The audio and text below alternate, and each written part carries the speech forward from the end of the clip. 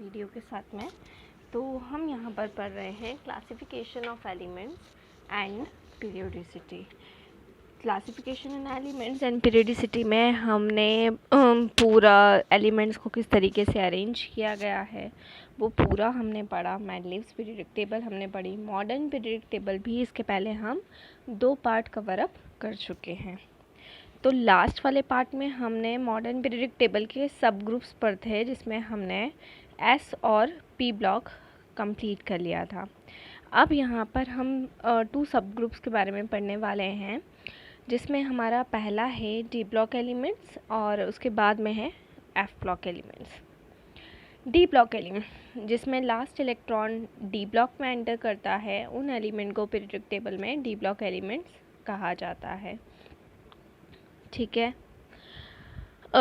Electron जो fill होते हैं, ठीक है, वो पिन अल्टीमेट, ठीक है, शेल में फिलअप होते हैं डी ऑर्बिटल के।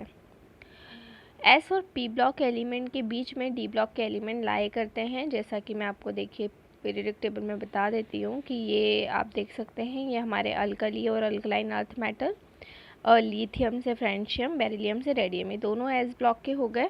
और अगर हम राइट साइड की बात करें तो राइट साइड में आप देख सकते हैं यहाँ पर बोरॉन है, carbon family, nitrogen family, oxygen, fluorine और नियॉन है। और इनके मिडिल में ये लेफ़्ट टू राइट में हमारे ट्रांजिशन मेटल है, ऊपर इंडिकेट किया गया है। देखिए जो लाइट पिंक कलर है, वो लाइट पिंक कलर में जितने भी हैं वो सारे क्या हैं, ट्रांजिशन मेटल्स में काउंट होते हैं। तो ये जितने भी हैं हमारे, ये सारे ही ट्रांजिशन मेटल्स में काउंट होते हैं। ठीक है। तो इन्हें एस और पी ब्लॉक के बीच में रखा जाता है, क्योंकि इनकी प्रॉपर्टी एस और पी ब्लॉक के बीच में लाई करती है।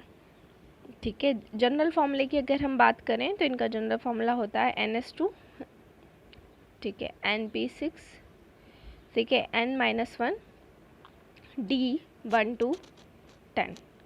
क्लियर। तो एस में 2 इलेक्ट्रॉन्स रहेंगे, पी में 6 इलेक्ट्रॉन्स रहेंगे।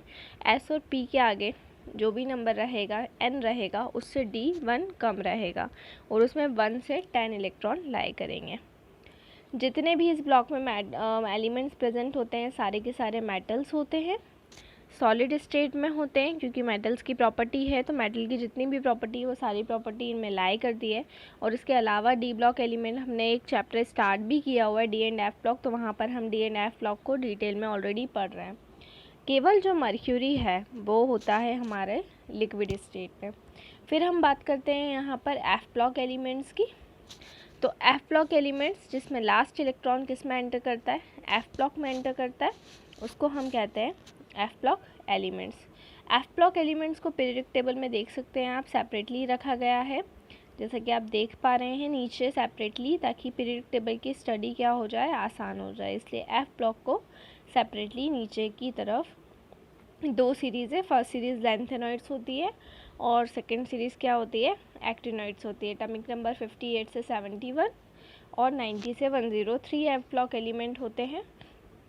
50 से 8 से 71 वाले लैंथेनॉइड्स, ये देख सकते हैं आप यहाँ से 58 से 71, और 90 से लेकर 103 तक कौन से होते हैं, एक्टिनॉइड्स होते हैं। क्लियर। जो लैंथेनॉइड्स होते हैं वो बहुत ही लो अमाउंट में मिलते हैं, दैट्स वाई इन्हें रेयर अर्थ एलिमेंट्स बोला जाता है। ठीक है। एक और इसका नाम है, इनको हम इनर ट्रांजिशन एलिमेंट्स भी बोलते हैं। पीरियोडिक टेबल में 28 एफ ब्लॉक एलिमेंट प्रेजेंट है, और जिसमें से एक्टिनॉइड एलिमेंट्स जो होते हैं वो रेडियो एक्टिव होते हैं। जनरल फॉर्मूले की अगर हम बात करें तो N-1 2, ठीक है, N-1 2 F1 to 14, NS2 NP6 और N-1 D1 to 10, मतलब इस तरीके से इसका क्या रहेगा, जनरल फार्मूला हम बनाते हैं। अगली हम बात करते हैं metals, non metals and metalloids की।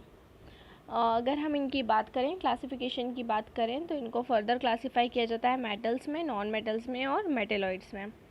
पूरी पीरियोडिक टेबल की अगर हम बात करें तो ये यहाँ पर 78% समथिंग पूरी पीरियोडिक टेबल में मेटल्स होते हैं, और बाकी के नॉन मेटल्स और मेटेलॉइड्स होते हैं।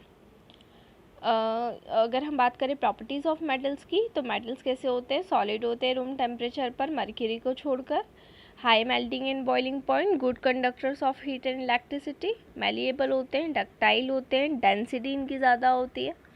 तो ये सारे पॉइंट हार्ड होते हैं।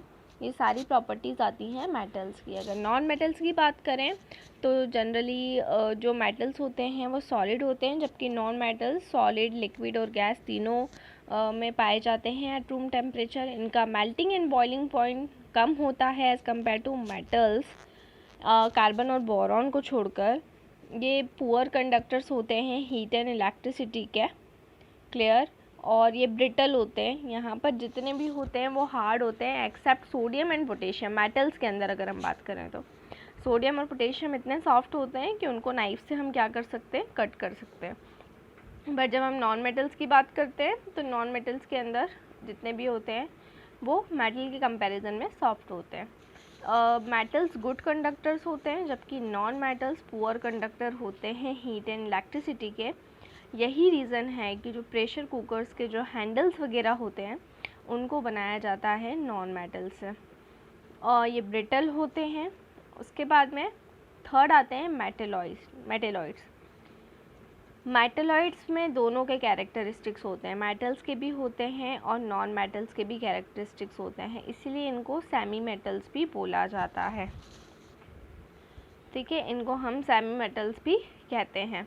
बाकी ट्रेंडिंग इन फिजिकल प्रॉपर्टीज़ वाला टॉपिक हम बाद में स्टडी करेंगे। तो ये हमारा मेटल, ये नॉन मेटल और ये हो गए मेटेलॉइड।